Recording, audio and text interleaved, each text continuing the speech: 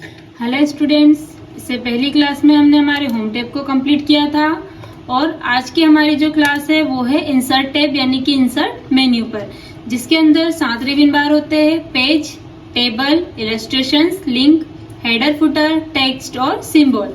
सबसे पहले हम कवर करेंगे हमारे पेज को। पेज में 3 ऑप्शन है, कवर पेज, ब्लैंक पेज और पेज ब्रेक।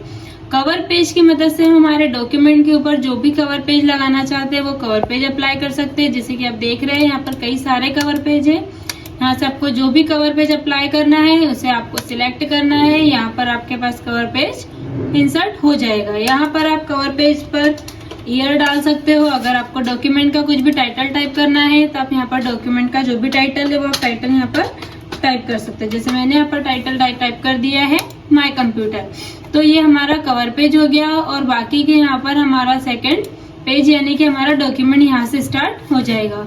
अगर आपको कवर पेज रिमूव करना है तो कवर पेज वाले ऑप्शन पर ही जाकर यहाँ पर लिखा हुआ है रिमूव करंट कवर पेज, यहाँ पर क्लिक करने से आपका जो भी कवर पेज है वो रिमूव हो जाएगा। सेकंड है हमारे पास ब्लैंक पेज। मान लो हमारे पास कोई पैराग्राफ टाइप किया हुआ है, अब हमें यहाँ से एक ब्लैंक पेज चाहिए, तो यहाँ पर कर्सर रखने के बाद ब्लैंक पेज पर क्लिक करेंगे तो जैसे कि आप इसको जूम करके देखेंगे एक ब्लैंक पेज यहाँ पर इंसर्ट हो चुका है। इसे अगेन हम जूम आउट करेंगे और अगर ब्लैंक पेज को हटाना है तो कंट्रोल Z की मदद से आप उस ब्लैंक पेज को हटा सकते हो। थर्ड ऑप्शन है पेज ब्रेक। पेज ब्रेक की मदद से हम पेज को ब्रेक कर सकते हैं। देख रहे हैं आप, हमारा जो भी टेक्स्ट था वो सेकंड पेज पर चला गया है। कंट्रोल Z की मदद से इसे भी हम पहले की तरह कर लेते हैं। अगला ऑप्शन है हमारे पास टेबल। टेबल की मदद से हम यहाँ पर टेबल डिजाइन कर सकते हैं। जिस भी प्रकार की टेबल आपको बनानी है यहाँ से टेबल वाले ऑप्शन पे जाना है। जितने कॉलम आपको चाहिए, जितनी रो आपको चाहिए, आप अपने हिसाब से टेबल में कॉलम और वगैरह वगैरह ले सकते हैं। ठीक है, उसके बाद हमारे पास यहाँ पर इसी के अंदर एक और ऑप्शन आता है इंसर्ट टेबल। अगर हमें इंसर्ट टेबल करना है यानी कि हमें दिया गया है कि हमें कितने रो और कितने कॉलम चाहिए, तो हम यहाँ से नंबर वाइज भी ले सकते हैं। जैसे यहाँ पर आप देख रहे हैं नंबर ऑफ कॉलम, तो यहाँ पर हमने नंबर ऑफ कॉलम ले लिए हैं 5। नंबर ऑफ रो, आपको कितनी रो चाहिए यहाँ पर आप रो नंबर डालकर ओके करेंगे तो यहाँ पर आपकी टेबल इस प्रकार से डिजाइन हो जाएगी। इसे हटाना है तो डिजाइन मेन्यू में जाकर इरेजर लेते हुए हम इसे इस प्रकार से इरेज कर सकते हैं। साथ ही साथ यहाँ पर एक ड्रॉ टेबल का भी ऑप्शन होता है जिससे आप टेबल ड्रॉ कर सकते हो। आपको जितनी हाइट विड्थ लेना है आप उतनी हाइट और विड्थ यहाँ पर इस प्रकार से ले सकते हो। ये देखिए, जैसे भी आपको ड्रॉ करना है आप उस प्रकार से इसे ड्रॉ कर सकते हो। अगर आपको इरेज करना है तो डिजाइन मेन्यू में जाकर इरेजर पर क्लिक करते हुए हम इसे सिलेक्ट करके इरेज भी कर सकते हैं। सेकंड है हमारे पास इलस्ट्रेशंस। इलस्ट्रेशंस की मदद से हम हमारे डॉक्यूमेंट के अंदर पिक्चर इंसर्ट कर सकते हैं। यहाँ से आपको जो भी पिक्चर अप्लाई करना है आप वो पिक्चर सिलेक्ट करके यहाँ से इंसर्ट पर क्लिक करोगे तो पिक्चर यहाँ पर इंसर्ट हो जाएगी। इस प्रकार से इस पिक्चर को आप एडजस्ट कर सकते हो। जो भी डॉट आपको लेना है उस डॉट को पकड़कर आप पिक्चर को एडिटिंग वगैरह कर सकते हो। अगला है हमारे पास क्लिप आर्ट। क्लिप आर्ट की मदद से हमारे सिस्टम में जो भी इमेज है हम उसे इंसर्ट कर सकते हैं। जैसे कि हमने यहाँ पर कंप्यूटर सर्च किया है तो कंप्यूटर को करके हमें कंप्यूटर टाइप करके गो करने पर सारी कंप्यूटर से रिलेटेड इमेज मिलेगी। अगर आपको क्लिप आर्ट के अंदर कौन कौन सी इमेज ये जानना है तो इसे ब्लैंक छोड़ना है और उसके बाद आपको गो करना है। तो यहाँ से आप देख सकते हैं कि जितनी भी इमेज हमारे क्लिप आर्ट के अंदर है वो सारी आ जाएगी। जो भी इमेज आपको इंसर्ट करना है बस उसे आपको क्लिक करना है, ये हमारे डॉक्यूमेंट में इंसर्ट हो जाएगी। ये देखिए, इस प्रकार से अब हम यहाँ से इसे हटा सकते हैं।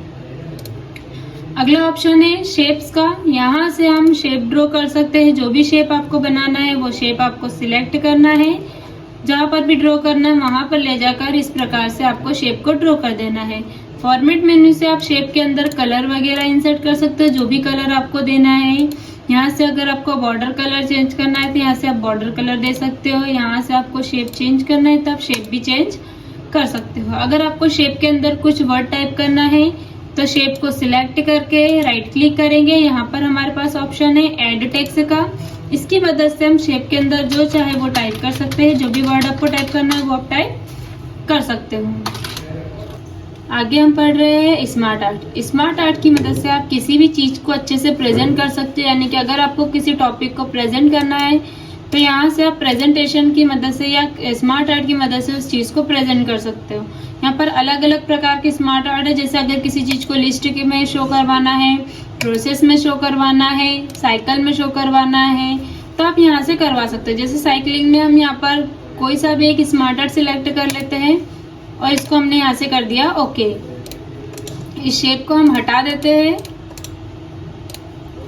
अब यहाँ पर आपको जो भी प्रोसेस या जो भी वर्ड टाइप करना है वो आप टाइप कर सकते हो। जैसे हम कंप्यूटर प्रोसेस बता रहे हैं तो हमने पहले यहाँ पर दे दिया है इनपुट CPU,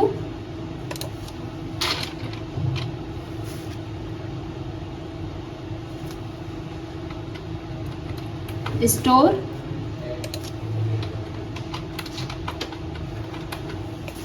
प्रोसेस और आउटपुट। तो इस प्रकार से हमारे पास एक स्मार्ट आर्ट रेडी हो जाता है जिसमें आप किसी भी चीज को या किसी भी टॉपिक को अच्छे से एक्सप्लेन कर सकते हो। उसके बाद आता है चार्ट। चार्ट यहाँ पर आप किसी भी चीज को ग्राफ में समझा सकते हो। जैसे हम इन्हें यहाँ से पहले क्लियर कर देते हैं, कंट्रोल ए से सिलेक्ट करके हम यहाँ से इसको कट कर देते हैं। अगला ऑप्शन है चार्ट। चार्ट की मदद से आप यहाँ पर किसी भी चीज को चार्ट में कन्वर्ट कर सकते हो, यानी कि ग्राफ में कन्वर्ट कर सकते हो। आपको सिर्फ चार्ट का डिजाइन सिलेक्ट करके ओके करना है। जैसे ही हम चार्ट वाला ऑप्शन ओके करेंगे हमारे पास ओपन हो जाता है एक्सेल, क्योंकि हमारा जो भी डेटा है वो एक्सेल में ही कंप्लीट होता है, इसलिए यहाँ पर एक्सेल स्टार्ट होता है। आपको यहाँ पर एक्सेल में कॉलम वगैरह डालना है। जो भी आपका डेटा है आपको इस डेटा इसमें फिल करना है और इसको क्लोज कर देना। आपके पास यहाँ पर चार्ट बनकर रेडी हो जाएगा। अगर आपको इस चार्ट को रिमूव करना है तो यहाँ पर राइट क्लिक करेंगे और यहाँ से कट करेंगे तो चार्ट रिमूव हो जाएगा। अगला रिवीन है लिंक। लिंक में आता है आपके पास हाइपरलिंक। हाइपरलिंक का यूज हम करते हैं किसी भी डॉक्यूमेंट को लिंक में कन्वर्ट करने के लिए। हाइपरलिंक पर जाएंगे, यहाँ से जो भी डॉक्यूमेंट आपको बनाना है उस पर सिलेक्ट करना है और यहाँ से ओके कर देना है। ये आ गया हमारे पास लिंक। अब अगर हमें इस लिंक को ओपन करना है तो यहाँ पर कर्सर रखेंगे, कंट्रोल बटन प्रेस करना है, साथ ही माउस की लेफ्ट क्लिक प्रेस करना है और यहाँ से यस करते हुए ये हमारे पास डॉक्यूमेंट ओपन हो जाएगा। इसे यहाँ से क्लोज कर देंगे। अगर आपको किसी नाम की लिंक बनाना है तो आप यहाँ पर जो भी नाम आपको टाइप करना है वो टाइप कर सकते हो। जैसे हम पहले यहाँ से फॉन्ट का साइज बढ़ा लेते हैं। अब जो भी नाम आपको टाइप करना है वो नाम आपको टाइप करना है।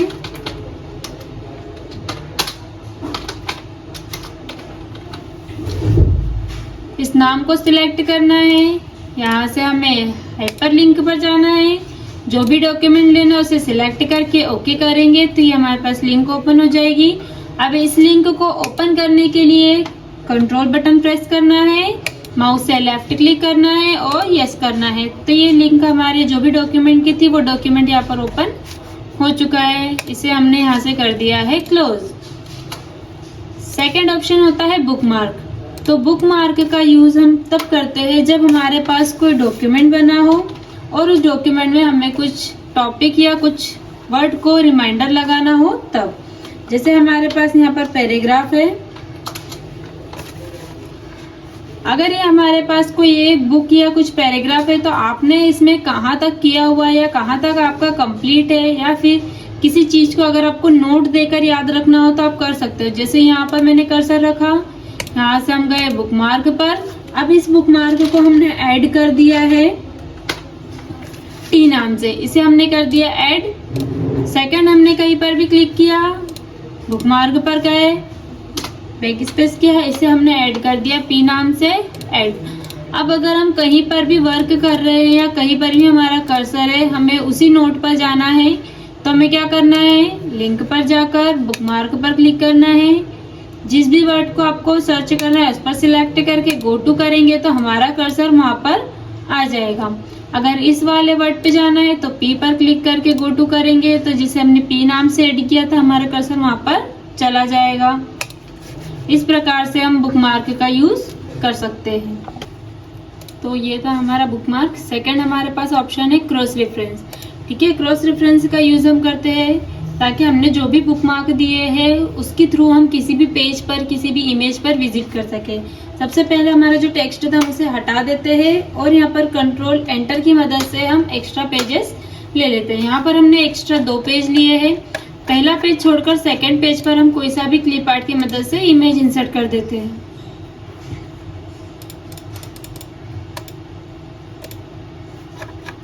दूसरा इमेज हम सेकंड पेज पर इंसर्ट कर देते हैं।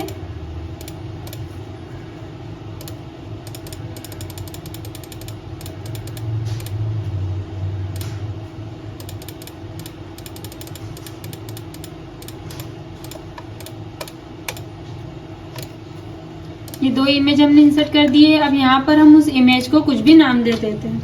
जैसे पहले इमेज को हमने नाम दे दिया है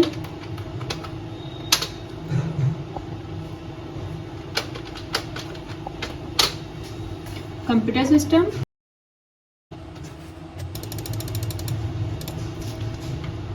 तो सेकंड को हमने नाम दे दिया है कंप्यूटर सेटअप।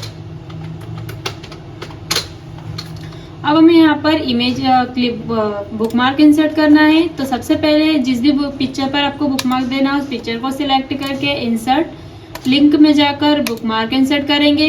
किस नाम से करना है, हमें इसे एस नाम से ऐड कर दिया। फिर सेकंड पेज पर गए, इसे सिलेक्ट किया, यहाँ से हमने बुकमार्क इंसर्ट किया है।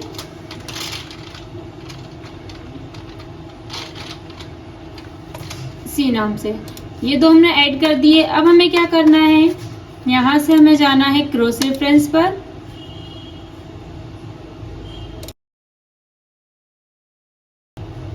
यहाँ पर कर्सर रखेंगे, क्रॉस रेफरेंस पर गए, हमें क्या ऐड करना है, बुकमार्क ऐड किया है। तो यहाँ से आपको सिलेक्ट करना है बुकमार्क। अब बुकमार्क आपको कैसे शो कराना है, पेज नंबर से। तो पेज नंबर पर क्लिक किया, यहाँ पर आपने जो भी दिया नाम है उसे सिलेक्ट करके इंसर्ट करना है।